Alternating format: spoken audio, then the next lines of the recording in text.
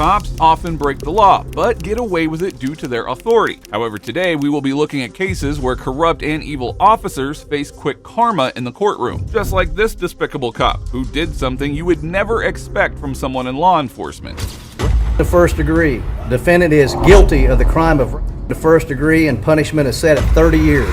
It is shocking to see how an officer behaves out with the public, thinking he would never be held accountable for his actions. However, this cop made a mistake so huge that it couldn't be ignored, and he was sentenced to over 200 years in prison. On June 18th, 2024, Officer Daniel Holtzclaw had completed his shift and was heading home when he conducted a traffic stop of a 57-year-old woman. During the stop, Daniel asked her to lift her skirt and take off her pants before he forced her to do oral sex right there on the road. The victim, Janie Liggins, reached the police department the next day and even submitted to a assault exam. As Daniel came onto his shift the very next day, he was welcomed by Detective Kim Davis, who was about to take him to the cleaners. Tell me about that stop. I was going westbound on Northeast 50th, probably a block just east of Lincoln. I see a red Grand Prix, or Grand Am, in my right lane, in the outside lane. I'm in the inside lane. The car swerves, and so at the time I'm thinking, okay, it's probably a drunk person, or maybe he got excited because they saw a cop. Made contact. It was a black female. Asked for license and insurance. Stated that she didn't have insurance. Gave me an ID. Do you make traffic stops normally after work? I don't, but in that case, I saw her swerve and whatnot, so I mean, me, I don't. Felt. After I get off work. I know, I mean. The officer had also turned off his computer and GPS while making the stop. Now, while the nature of the stop was illegal, what happened next assured that the officer was in huge trouble. Okay, so you got her out of the car? Yes. Okay. And put her in the back of your car? Yes. Okay. Any problems there? No, she was cooperative. Didn't give me any problems or whatnot.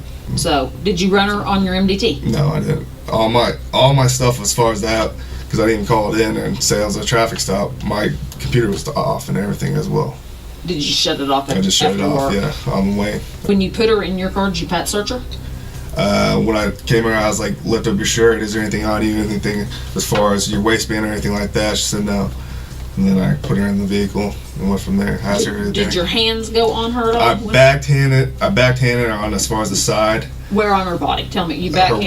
Her waist, and the back portion. I didn't touch her butt or anything, but the back portion of the waist. And then she lifted it up like right here, and there's nothing. Did she lift it up like this? No. Okay. So she never, like, went, whoo, nothing, No. exposed her or anything like that? She asked me if I was like, no, it's okay. She asked you. Mr. Holtzclaw's reaction was quite calm and composed, something that you would never expect from an innocent cop who has been accused of such dirty things. Did your hand go on her butt or anything? No, that's not what I was saying. It was the hip, the side, not the section. What about right here? No. You didn't? No, I didn't. They can tuck a gun That's right here. why I asked to lift it up. Oh, so she just kind of showed you her belly? Right. Okay. Well, was there anything, an accidental touch, anything? If she thought it, when I passed searched her, but it was nothing as far as I felt like I would do anything as far or anything like that. For my safety, I just checked to see the weapons or anything. And to make clear, I didn't touch her butt, but the waist side and whatnot. If you would like me to do it for me to show you. No, and I'm fine with it, and you have every right to do that. Right. She's saying that you made her lift up her shirt, and when she lifted up her shirt, she exposed her breasts. No. The case was only getting started, and Detective Kim realized this wouldn't be a one-time occurrence. As she dug further into the officer, she discovered 13 women who accused him of similar incidents. Shockingly, all of them were black women who had trouble with the law. It was seemingly obvious that Daniel considered them easy targets and was abusing them. She said, she said she was doing this. When you said, is there anything inside your bra? And she was going, no, I don't have anything like that. Did she do that? Yeah, she did, but I didn't look or anything like that. Right. And then she was like, do you want me to show you? I was like, no. She said when she said, do you want me to show you? You said, yeah, and she went, No, I didn't. but could she have been, woo, flashing you? And now you don't want to tell me because you're afraid you're going to get in trouble? No, when I told her no, I said no. Then she didn't go, yeah, No. you know, because sometimes drunk girls are Having a good time. Yeah, but I'm asking you if she flashed you anyways. I didn't see her. I didn't see her. I didn't see Okay. What about pants? nothing in her pants as far as I concerned. She was wearing tight jeans. So She said she pulled them down. I didn't see it. You didn't see her pull them down? I didn't see her pulling down pants. Did not see. No, I did not see it. She's saying you shined your light on her. I did not see her. Where do you keep your flashlight? The west side right here. The detective wouldn't shy away as he tried to charm him and get everything out of him before it was too late. The other detective also proceeded to get his DNA, which would later prove fatal for him. Did we buckle swap anybody in the academy I don't. as a demonstration? This ain't so bad, huh? Well, I never had this done, so. Stay up. There we go. And you get a free teeth cleaning with your first time. You won't go none though. All right, and then we're gonna have one more round. I turned off my phone. Pulled up a lot of video around that area Okay. after these allegations. Okay. Okay. She also had a SANE exam, which you know what that consists of. Right. There's a reason why we wanted your buckles. So if we go off the video and watch that, Right. you're still going to stick with your story. Yes, sir. I think everything covered as far as that. Do you recall putting your in her mouth? I don't. Would you recall that if you did it? If I did it, yeah. At this point, the detectives were only interested in Janie's case, and they observed the officer's car standing for more than 25 minutes during the stop. Now, things were getting tough for Daniel, but despite the mounting pressure, he remained unfazed. We knew you were on that stop. Right. We knew you were there. And we can watch a whole lot of actions being performed while you were there. Okay? And that's why she was trying to give you every out on the whole booby thing. Right. But any reason why this would be out? No. But if we say we didn't do it, we didn't do it, we didn't do it, and then the DNA comes back and says he did it, then we have a huge problem. Right. On the video, are we gonna see? Shouldn't see her boobs. But Okay. Are we gonna see her pull her pants down? I didn't see her pull it. Are we gonna see your penis? Nope. Are we gonna see your penis in her mouth? No. Are we gonna get any DNA to that? No. The detectives uncovered another victim, 43-year-old Terry Morris, who had reported being by Daniel a month earlier. Once again, Daniel had no explanation and refused to identify her. Probably not necessarily going to remember the name, but her name is Terry Morris. Okay, black female. Supposedly you promised her a ride to the city rescue mission. This ring a bell? No. She thought you ran her for warrants. Clicking. Drove her around. No. Her name doesn't. I don't recall a name like that. And she's claiming the same thing. The exact same thing. And here again, for whatever reason, things are pointing at you again. Traffic stop, not logged in, all that stuff. The other girl that he's talking about is kind of making the same allegations, and that's weird. Yeah, that's Doesn't look good. I mean, that's it doesn't weird. look. Yeah, it That's doesn't look weird. good. So, no, I don't. The detective shifted to more general questions, probing into Daniel's personal life to uncover potential patterns. Think, would you take a polygraph? Yeah, if you want me to take a photo. I mean, I'm trying to think of a solution.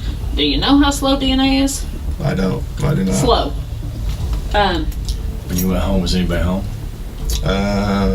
My girlfriend was home. Do you you get live with laid? her? Huh? No, she doesn't. She just stayed. Did you get laid? Messed around, yeah. What's messed around? I guess We were all adults. we almost had, and she was. What'd you do? So my got her vagina, and then maybe went a little bit in, and then she pushed me off and said, "No, we don't want it. I'm tired." I was like, "Okay." That's kind of mean to let it get that far and then stop. So that's when you got home? That's when I got home. The detectives questioned Daniel about his relationship with his wife before returning to the main issue. The full extent of his abuse remains unknown, with countless women possibly having been victimized. And she's sitting right here. If she goes like this, well, she's gonna be looking right at you. Okay. But Could, it was just talking. let me ask you this, did you ever get a hard when you were talking to her? Because she could have.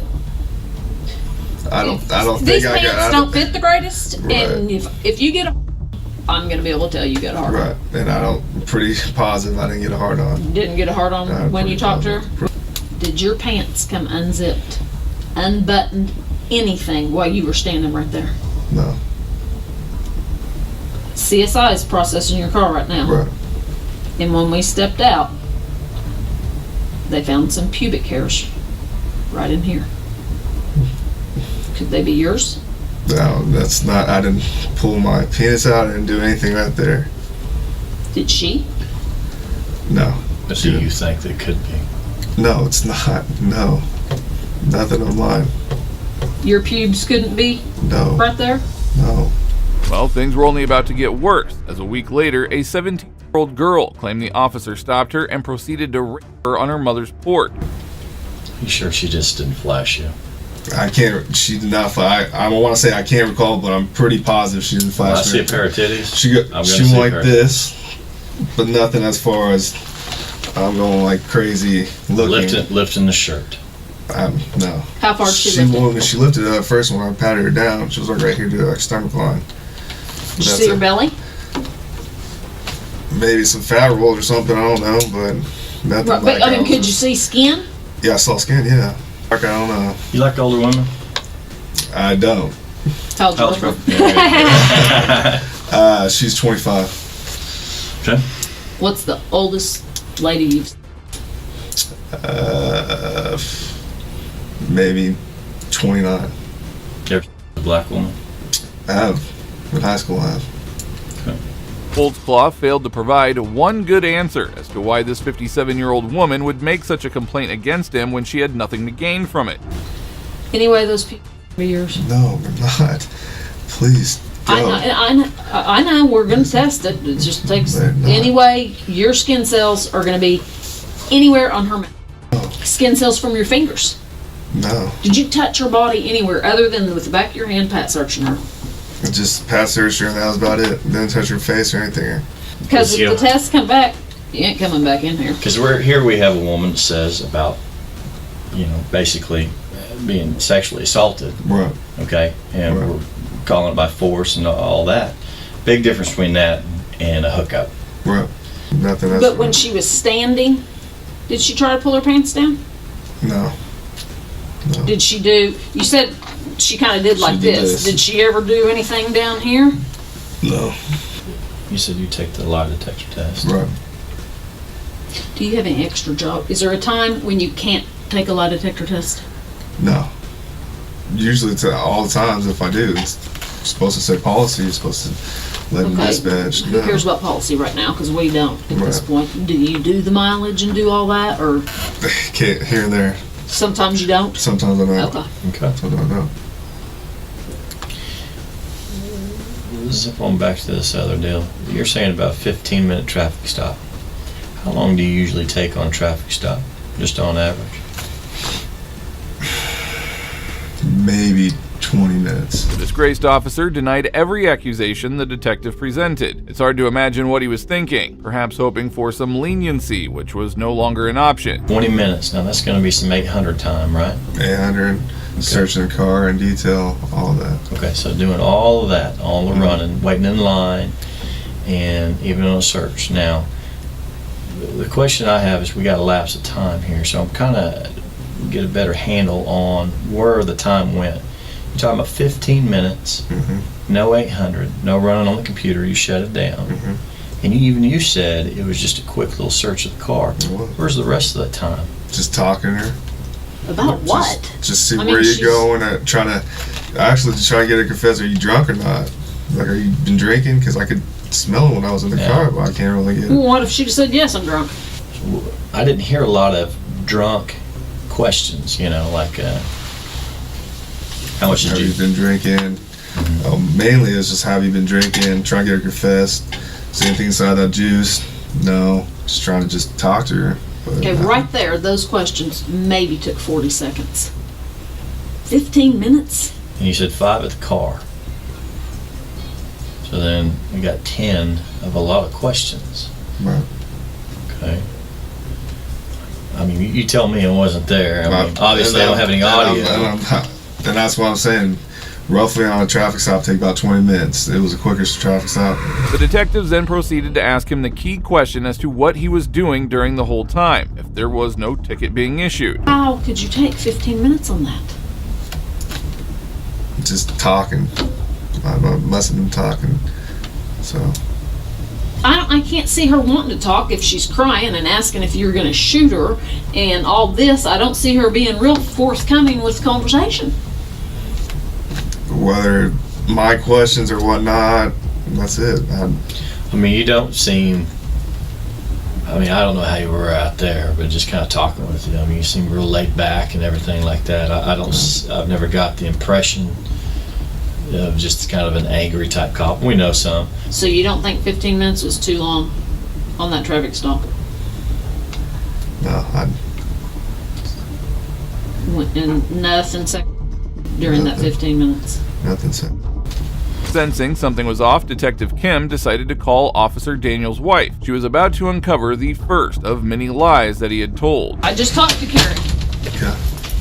She said she was asleep when you got home and you did not try to have sex, and you did not have sex. They try to have sex. She said you didn't. And I asked her, could you have been asleep? And you kind of, no. And she said no. You did not try to have. As much as I don't want to involve her, I tried to have sex and she was asleep. Carrie goes to sleep pretty early, about 9, 10 at the late. Okay, but she would know if you tried. I'm a woman. I know. And my husband comes home in the middle of the night and I'm like, are you kidding me? I've been asleep. You said you twirled around her I did. and you put it in a little bit and then she said, I'm tired. No. I did. She would remember that to tell me. Shoot. Maybe. She said you did not try to have sex. That was something Daniel definitely didn't want to happen. He had been proven wrong, and the list of lies was only going to increase from here. I don't know what to say. I mean, because it just looks like I just caught you in a lie. And now I don't know what to believe. I'm telling you. I don't know what to believe. Okay. Because you tell me this, I go to verify it. She tells me the opposite, and now I'm wondering what you're telling the truth about. Maybe because she doesn't know what the heck's going on. No, she doesn't. I didn't tell her. And I'm glad, but detectives calling her, any other officer asking her a question like that. I know. She may be scared. Given the story that you're not given. I'm telling you, I try to ask Carrie, my girlfriend.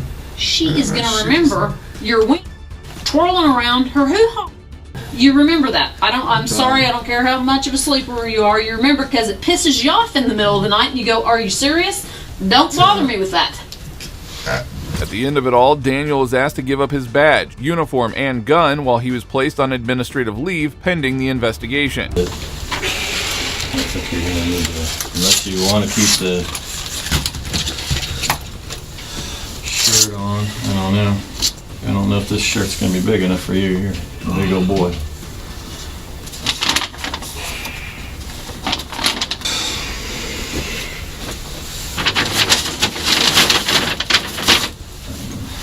Well, you can get home. You need some pants. Why don't you go ahead and get dressed then?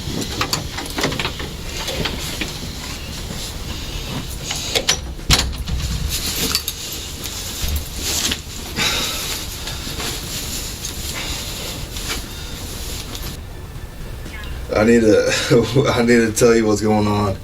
It's crazy.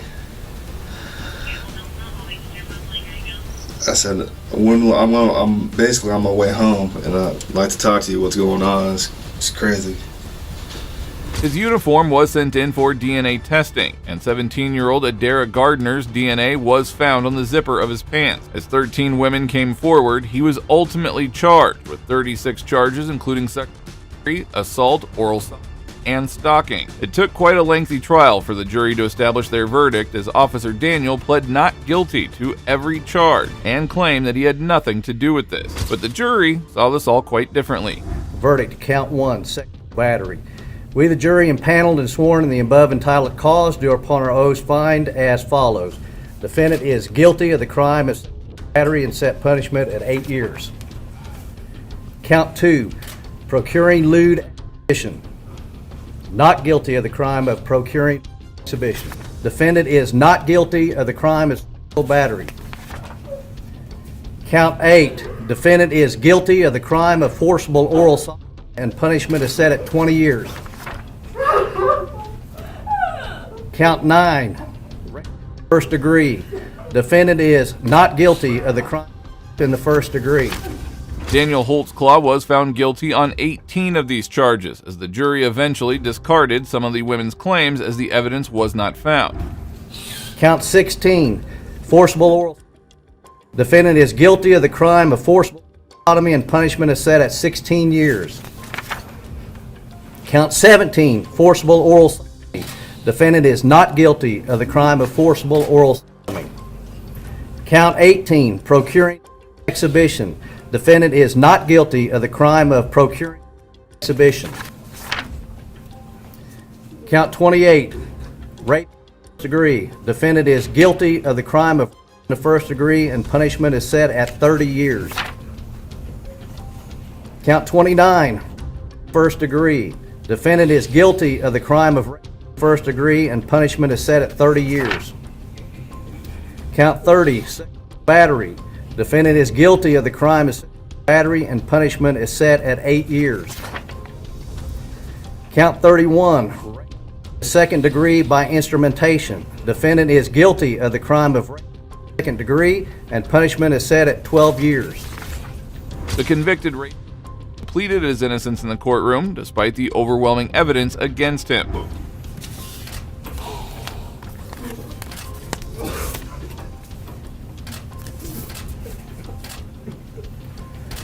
Mr. Holtzclaw, this jury finds you guilty of the various counts.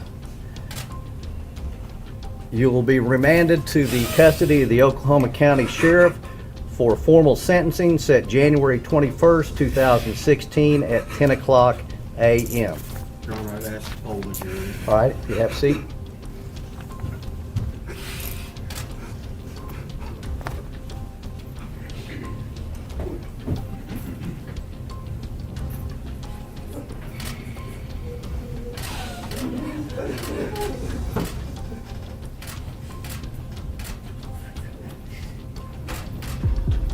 Oh, this cop did something unthinkable, but the next officer was taken down even worse in the courtroom. We, the jury, being duly impaneled and sworn, do hereby find the defendant Michael Amiot guilty of assault, a misdemeanor of the first degree, in violation of Section 2903.13A of the Ohio Revised Code, as charged in Count 2. We do so render our verdict this 29th day of July. Do hereby find the defendant Michael Amiot guilty of interfering with civil rights, a misdemeanor of the first degree, in violation of Section 2921.45A of the Ohio Revised Code, as charged in Count 3. We do so render our verdict this 29th day of July, 2022. The corrupt cop was found guilty on both counts. He sat there in silence, keeping a straight face, and clearly showed no remorse for his actions. That is your decision as to whether you wish to speak with them. With that, anything prior to discharging the jury? No, Your Honor. On behalf of the defendant, anything?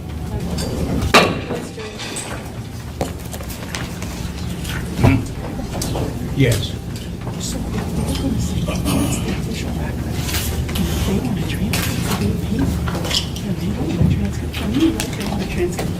Well, That wasn't the end of the trial, as the very next day, Amiot was called to sentencing. The victim was present and allowed to share a statement before the sentence was handed down. I appreciate the jury and the court for making the right decision. You know, what Amiot did to me was wrong. He should have received the maximum sentences today. You know, I'm still going through like the suffering with the anxiety, you know, driving, just the temperament, the trauma and everything. This is a cause for this case. I'm ready to get it over it actually, but just coming back in here just like bring up everything, you know.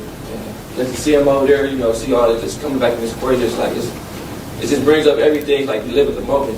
So, you know, I hope you get the maximum sentences and thank you, Your Honor. Shortly after, Amiot was allowed to address the court, and he delivered a lengthy statement. One of the most shocking examples was a prosecution witness called who testified that I was celebrating in the aftermath of this arrest. They testified that I was high-fiving, fist-bumping, and dapping it up with other officers. There was 5 police cars on East 228th Street that day, all with their dash cameras on and rolling. They all had overlapping fields of view. I can be seen in front of one of those cameras the entire time I was on scene until I was transported to the hospital. Nothing remotely close to what the witness described happened with me or any other officer on the scene. They knew this and put the witness on the stand anyway. The officer continued to offer explanations in an attempt to clear his conscience. Eventually, he took some accountability, but only to a minimal extent. I take full responsibility that there was a failure on my behalf to get Mr. Hubbard in custody quickly. The incident was prolonged when I was shot with a taser. During the deployment, I broke my hand, ruptured tendons, and injured my shoulder. I want to end by saying I'm not an advocate for or against use of force. Everything I did on that day was based on my training and experience. From here on out, I'll be an advocate for subject control training department-wide going forward so we can all be at our best when the time comes. I have a deep respect and love for the citizens and this community. I want to do my best to serve them. Before announcing the sentence, the judge expressed his disdain for Amiot's action, aiming to make the officer feel the weight of his wrongdoing. One of the things that stood out to me is that the initiation of this incident probably never should have occurred. When you receive that initial radio communication, that initiated this whole thing. And the other thing that sort of stood out to me was that in approaching the vehicle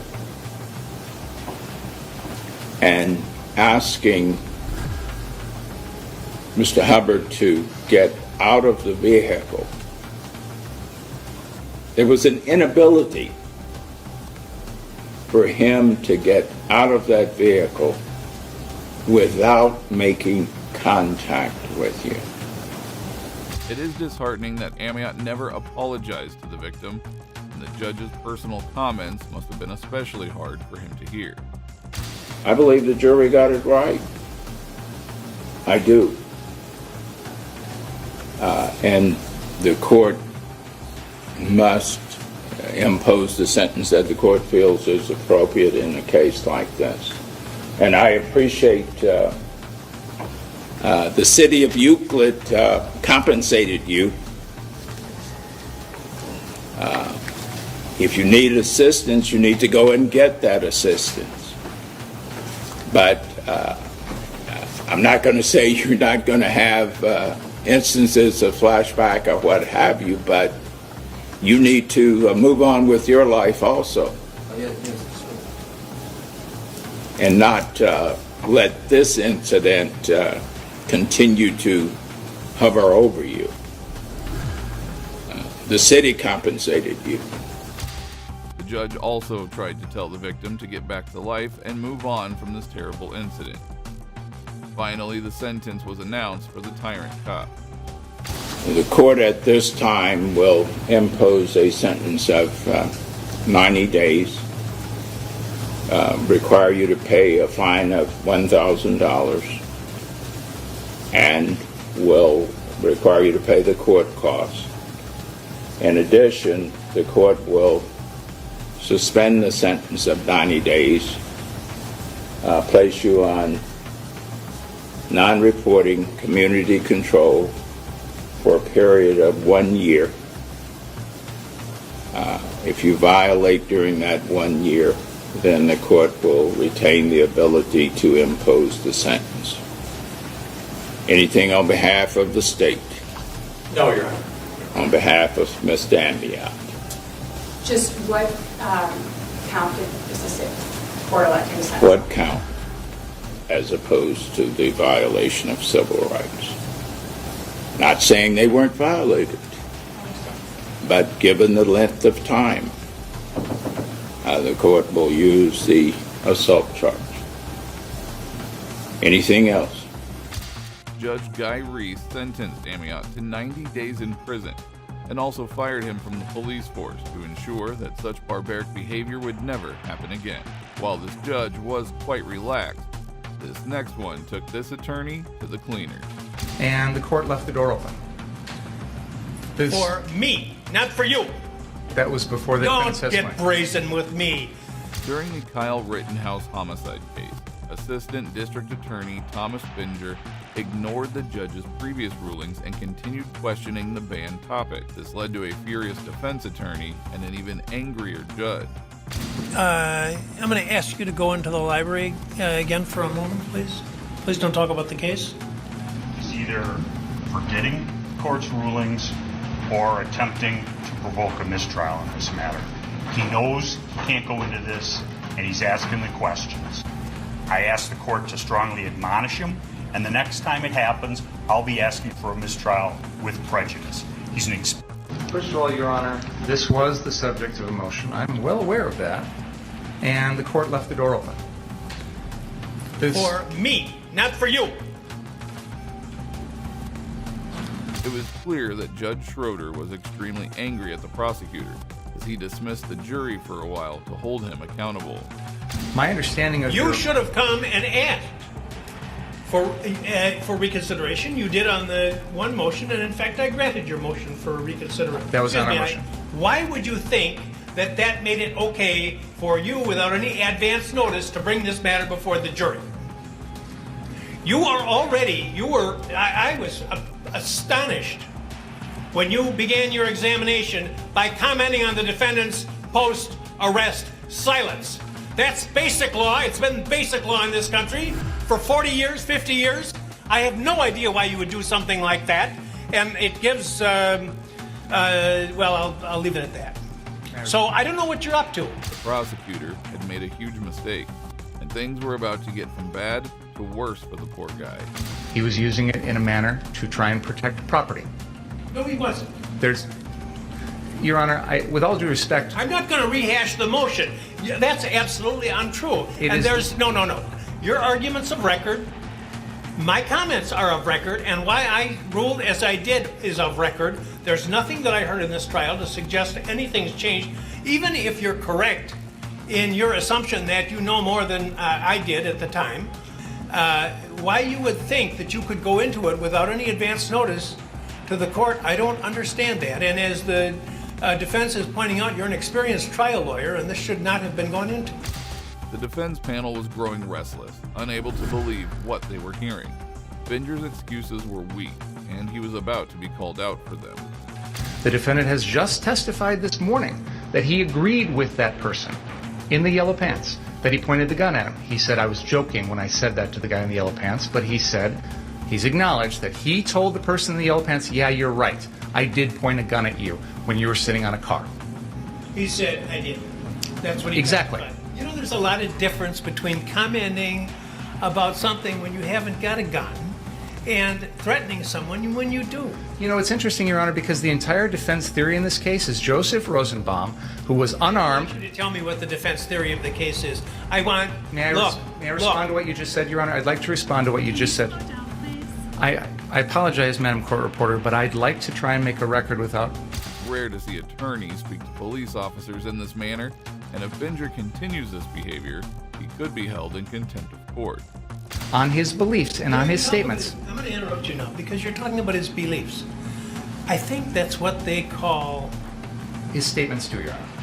Because he just said, can't use deadly force, can't threaten to use deadly force to protect property. So now I'm impeaching him on that. Your Honor, the court has seen no reason to change its ruling. And just so this record is clear, in spite of the lengthy statement by Mr. Binger, before we started today, the court specifically stated in Mr. Binger's presence, there's been nothing to have me change any of my rulings. He knows if you're going to go into something that's been excluded in a pretrial order, you better ask the court, you better get permission. This is ridiculous. It wasn't excluded, Your Honor. You know why it was excluded in the first place? Because it was propensity evidence. The judge taught him a lesson about who the boss was, and just when he tried to talk over him, he delivered one final blow. His attitude is he wants to shoot people. Now, I've admitted that kind of evidence in other trials when it's been appropriate. I didn't admit it in this case because, to me, what I've heard in this trial, and by the way, Mr. Richards absolutely correctly points out that just hours ago, I said I had heard nothing in this trial to change any of my rulings. So why? Testimony, Your Honor. Pardon me? That was before the defense Don't testimony. get brazen with me. You knew very well. You know very well that an attorney can't go into these types of areas when the judge has already ruled without asking outside the presence of the jury to do so. So don't give me that. That's number one. Wigmore and evidence. Judge Weinstein. Colonel McCormick. It's the crime. The prior act has to bear the signature of the accused, or it has to be so similar as to suggest it's a common plan or something like that. The judge delivered a brief speech to instill discipline in his courtroom before calling the jury back. When you were I said you were over the line and close to or over the line on commenting on the defendant's pretrial silence, which is a well-known rule, that would have been an issue. So I don't want to have another issue as long as this case continues. Is that clear? It is. Thank you. Ask the jury to come back in, please. This was surely humiliating for the attorney, and he'll forever think that he should never have broken the rules. Coming back to police officers, here is another instance when a corrupt bully was questioned and owned. Did you apprehend good guys? Never. I take that back. I bit a victim one time because she jumped in front of me. Daytona Beach police officer Joshua Mesereau was involved in a gun battle with Marvin Jones, who was shot 5 times. Jones also had his girlfriend with him, Aviana Bailey, who the officer also shot. The young mother-to-be was left paralyzed from the chest down after the incident. Following this life-altering event, she filed a lawsuit against the police and the city. Playing, fumbling, doing something in his lap. There's none of this, there's none of this, it's this. And he's looking at me the whole time. And then it happens. What happened? He sticks the gun out the window and points it at me. Okay, how does he stick the gun out the window? If I'm sitting in the driver's seat, where would my... So he just went just like that. Okay. And it was between the mirror and the A-post. Okay. Well, actually, if I'm driving... Exactly. I'm sorry. If I'm driving, the driver's side the door is here. So he did this. Okay. Because you had him moving. Excuse me. Further into the passenger compartment. No, that was completely. Right. That was my mix-up in the side. It was the right side that he did it with, and then he put the gun between the window. Officer Joshua couldn't even get the story straight, and you'll be shocked to see how casually he took the deposition. You said right side again. Left side. I'm dyslexic. Are you dyslexic? No, Okay. I'm sorry. I didn't. That was a bad joke. Do you recall how many rounds? Just one at that time. Okay. And where did it strike? The hood and windshield area, right in front of him. And how many muzzle flashes did you see in total at scene 2? At least the initial, at least 1, and possibly 2. I can't count them. I can't tell you how many exactly I saw. The officer's demeanor clearly showed his ego, as he was taking everything just a little too lightly. It was clear he had no understanding of how drastically Bailey's life had been altered. She could no longer even care for her baby. I was committed to engaging him, and I did that, at which point my ankle rolled off the curb, and I fell on my back. Okay. I was falling and still shooting, so somehow the gun jammed from limp wristing it. Okay. that were fired at you? Or you saw several muzzle flashes? Yes. How do you define several? Objective one. One or two? Two, probably. Okay. Several's not one. Yeah. We agree to that. Do you mean is several more than two? Objective one. I would say two. So we'll say a couple. Okay. Investigators pressed Joshua about the tragic incident, but he continued to make light of this serious situation, attempting to joke instead of addressing it responsibly. In your deposition, you discussed dust. Tell me about that. One. Was there dust at scene 2? Yes. Tell me about that. One. There was dust at scene 2. And I understand there may have been dust on the ground, but did the dust become airborne? Yes, from the suspect's vehicle spinning in the grass, which was dry. Did the dust settle? Let me say, before you got out of your car? No. Okay, so there was still some dust in the air. Correct. When did the dust settle? Still hasn't settled. I guess it never really did. I mean, that I remember. Okay. Now, before you got out of your car and engaged Marvin Jones, did you know anything about him or his background? Just the fact that he might have some felony warrants out of New Hampshire. How did you learn that? Apparently, somebody called from New Hampshire to rat him out. Joshua had no remorse for his action, and as the deposition continued, his answers were about to get even more weird. What threat was posed to the safety of an officer or other person at the point you first got out of your car? There was none. Okay. What threat to an officer or other was posed when you first drew your firearm? There was none. What threat to an officer or other was posed when you got out of your car, when you took a step towards the Lincoln? Objective one. At this point, the defendant's actions. Okay. Which were what? Fumbling around on his, making very furtive movements. Okay. Kept looking at me. The attorney then questioned Joshua about his troubled past, which included being removed from his role as a canine officer. When pressed on this matter, his cocky and dismissive responses were shocking. Did you have your duties as a canine handler revoked or rescinded at any point? Yes, I did. What happened or why? Form of objection. In my opinion, Yes. I was doing my job too well. What does that mean? It means I was beating the streets and I was catching bad guys. Okay. There wasn't a lot of bad guys that got away from me Because your dog got him. because we got them as a team. Okay. And if you have an above average bite ratio, that means you could be using your dog too much. Okay. A bite ratio is how many people you apprehend and then how many people you dog bite during that apprehension. So they're saying 30%. So they're saying out of 10 people that you apprehend, you should bite 3 of them, let's say. Okay. Which never made any sense to me. The officer was so arrogant that he had no clue that he was appearing stupid. His desperate attempt to portray himself in a positive light only highlighted his dangerous and bullying nature.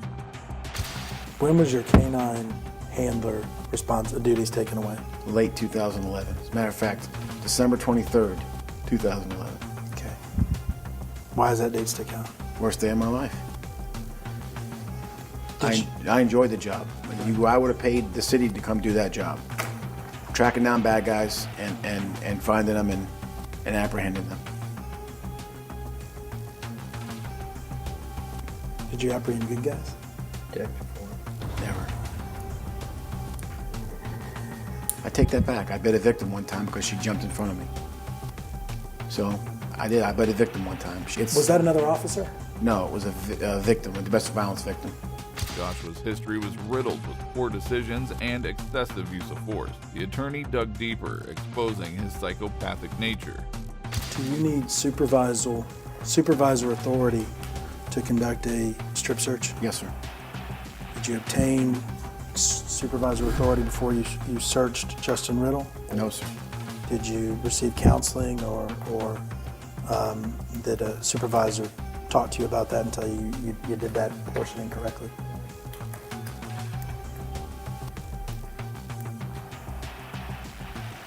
Yes, sir. Okay. March 2011, there was a newspaper article about a lawyer that claimed you used excessive force. Do you recall that incident? Yes, sir. Tell me about that. He was, Roe. He was hammered. He was drunk. Oh yeah, I remember this one. This is the one where you were alleged to have gone in a home without permission, like moved somebody's arm. You recall that incident? What happened there? I was on K9. We were looking for, they're twins. There's two of them. I forget their names, but we saw one on the bed through the window. And I'm like, that's him. That's him. But this is before I knew he had a twin or a brother. So he had a felony warrant. The twin did? No. The one of them. The one of them had a felony warrant. The guilty one, not the yes. innocent one. So the mother's there, and we got the place surrounded, and basically she said, you're not coming in. Well, he's in there. We can see him in there. We can force entry on a felony warrant if we see the person and we confirm it's him. I eat that one. That was my responsibility all day long for not knowing that it's the brother. But they do look different. If I had seen his face, maybe pay attention to his haircut. Did you ever arrest a good guy? Did I ever arrest a good guy? Yeah. Not that I can recall. So. Next up, this cop got some quick karma as the judge sentenced him to life. All this because Corey Jones, undeniably a black man, was on the side of the road waiting for a tow truck. Now, that's not accurate. It's not because Corey Jones was sitting there waiting for a tow truck. It's because that defendant right there chose to refuse to act like any reasonable law enforcement officer approaching a stranded citizen in help. That is why Corey Jones died that evening. Poor Jones struck 3 times in total and died on the spot. Noman Raja was on undercover operation during the time and didn't even need to arrive there to intimidate the poor victim. He recklessly created a situation which could only be expected to result in somebody being seriously injured or killed. And all the evidence is going to show 3 things at the end of this trial. It's going to show that defendant shot and Corey Jones. It's going to show that he at no time acted like a law enforcement officer. And it's going to show that he is guilty as charged of manslaughter and attempted first-degree murder with a firearm. The attorney was doing a brilliant job and made sure to expose Raja's corrupt face in front of the whole world. Corey Jones was doing nothing except waiting for help on the side of the road because his SUV broke down. And one of the few people that should have unquestionably been there to assist him on the side of that road did exactly the opposite. Instead of being Corey Jones's saving grace, he was his angel of death. It was later revealed that Raja never displayed his badge for Corey Jones, who didn't even know by the end that he had been murdered by a police officer who was actually there swearing to protect the public. The evidence will show that there's no way Corey Jones knew, even at the time that he was running, fleeing from the back of his vehicle, running into the dark, seeking cover, laying there on the ground, dying, breathing his last breath. No way that he knew that the person that actually shot and killed him was a law enforcement officer. But see, unfortunately for Corey Jones, his bad luck was turning much worse. Because unknown to him, that defendant was on duty. See, he was a police officer at that time in Palm Beach Gardens Police Department. He was working a detail, a plainclothes detail, where he was supposed to surveil neighborhoods, looking for car burglars. And if he saw anything, he's supposed to call up marked units to come and take care of the issue. Stay tuned, as things were about to get even worse for the defendant, who is having the worst verbal beating of his life. He cuts right in front of Corey Jones's SUV as it's parked. He positions himself diagonally, front end of Corey Jones's vehicle, with their bumpers mere feet apart, in an unmarked van with zero indication whatsoever that he's a law enforcement officer at 3 o'clock in the morning on a Saturday turning to Sunday. That's what he chose to do. He runs around the front of that van and immediately becomes confrontational with Corey Jones. As the attorney exposed Raja's hideous actions, he stood remorseless, showing no emotions whatsoever. Now, Corey Jones, he's got an expensive jump. He goes into not the nicest parts of Delray Beach for his job. So he did what any lawful American can do. He purchased a firearm. He didn't even pull out the badge, which was in his wallet, in his back pocket, to show to Corey Jones. Much less put on that vest that said police, or even had his radio or his gun. There's nothing but an overly aggressive and immediately hostile attitude. You hear it for yourselves. You make the decision. You're the judges of the credibility of everybody, including him, because you will hear from him. Raja later lied, claiming he had identified himself as a cop and that Corey had tried to attack him. However, Corey had dialed a number during the incident, and the call recording proved to be the officer's downfall, clearly showing that he never identified himself as a police officer. Yeah, I'm good. Really? That's what he's saying. That's not how an officer talks to a citizen at 3 o'clock in the morning on the side of the road. But that's how he spoke to what he saw with Corey Jones on the side of that road. And when Corey Jones laughs and says, yeah, now he starts saying even more hostile. Get your hands up. Get your hands up. That's what he's screaming. That's how he's treating a stranded citizen. Immediately, within seconds, that's what he's saying.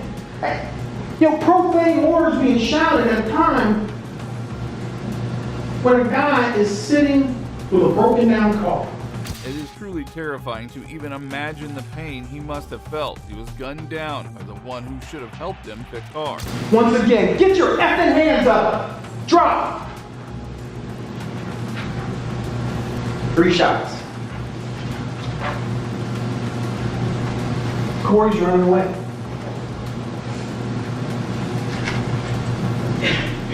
He's already retreating behind his vehicle. Physical evidence shows it. 3 shots. He chose to fire out of that gun because of the way that he acted. The attorney made groundbreaking point, highlighting how Raja showed no regard for the victim, framing the incident as nothing less than an assassination. He made a decision to shoot first and ask questions later. That was his decision. But see, this isn't the end of the story. Because now Corey Jones is running for his life. He is running for the cover of darkness. He's thrown down the gun already that he had in his hand that was meant to protect him. And you got 10 seconds. Because he didn't stop shooting. No, he kept shooting. But you got 10 seconds. That doesn't sound like a long time. When you sit there, you look at that clock, and you hear those seconds tick away, and you consider that Corey Jones is running for his life after being shot at on the side of the road, that's forever. 10 seconds between the third and the fourth shot. Also highlights how often police misuse officer safety as a justification, leading to some of the worst atrocities committed in its name. Finally do what he is supposed to do as a law enforcement officer. But that's not what the evidence is going to show he did. It's going to show his recklessness. This absolute reckless behavior from the start is now changing. Before getting much needed assistance, if he was truly in fear of his life, well, he needs to call the cavalry. 30 seconds. Corey Jones is dead, and it's by the culpable negligence or act of that defendant. And he's going to explain to you, the judge will tell you what culpable negligence means. He's going to say it means a course of conduct showing a reckless disregard for human life or the safety of other persons exposed to its dangerous effects of conscious indifference to the consequences. Finally, after an emotional and compelling statement from the prosecutor, the jury reached a verdict. Took over 3,000 pages of evidence to prove the officer was in the wrong. The prosecutor's words likely did more damage than any evidence could. We, the jury, find as follows. As to count one, we find a defendant guilty of manslaughter while armed with a firearm as charged in the information. As to count two, we found a defendant guilty of attempted first-degree murder as charged in the information. If you find a defendant guilty of attempted first-degree murder, you must next answer the following questions. Did the state prove beyond a reasonable doubt that the defendant actually possessed a firearm? Yes. Did the state prove beyond a reasonable doubt that the defendant actually discharged a firearm? Yes. Did the state prove beyond a reasonable doubt that the defendant in discharging the firearm actually caused great bodily harm or death to Corey L. Jones? Yes. Finally, the moment of truth arrived. Evil killer cop was finally sentenced. On count one, I hereby sentence him to 25 years in the Department of Corrections. And on count two, I hereby sentence Mr. Reiser to 25 years in the Department of Corrections. That is as a minimum mandatory, which was required that he serve day for day. Those sentences will run concurrently. Raja was sentenced to 25 years in prison. He is currently serving his sentence. Additionally, Corey's family filed a lawsuit against City, resulting in a $2 million settlement. This case shows just how easily a police officer can destroy his career and his city. Next, we have another tyrant cop. One wrong decision completely changed the lives of many. On January 18, 2019, Officer Sanchez pulled over Gregory Griffin for a traffic stop. Little did anyone know, soon turned into a tragedy. Turn off the car. What? Turn off the car. What? Sir, turn off the vehicle. Turn off the vehicle, sir. Turn it off.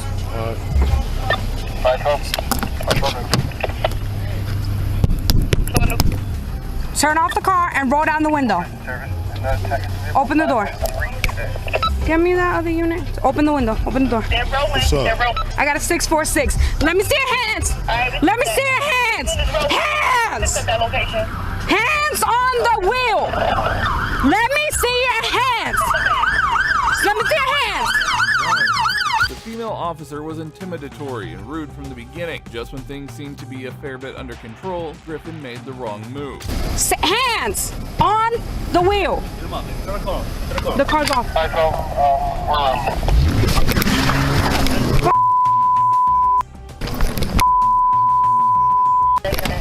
Be advised, the vehicle took off. Thomason, Pennsylvania. Zulu 21 Kilo uniform.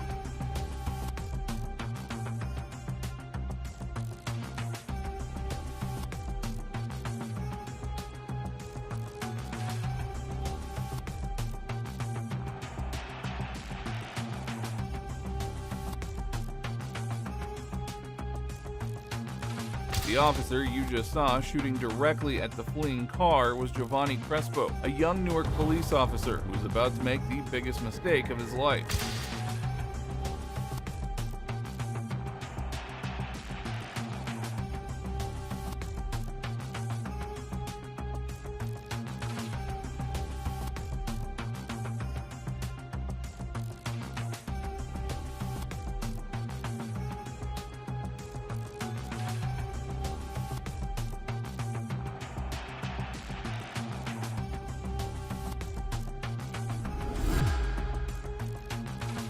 Chase went on for miles in the streets of Newark as the officers couldn't stop the idiot driver. That is when Officer Crespo made a decision that would continue to haunt him for the rest of his life.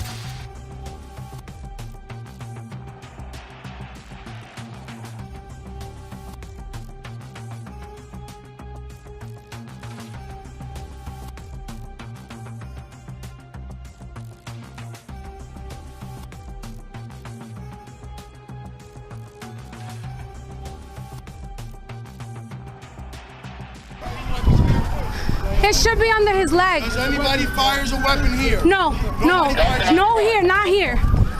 Delta 91, go. Crespo fired a total of 8 bullets at the car in 3 intervals. He eventually struck the driver, Griffin, killing him on the spot. And one of the bullets also hit the passenger, leaving them critically injured. Did you shoot? No, I didn't shoot.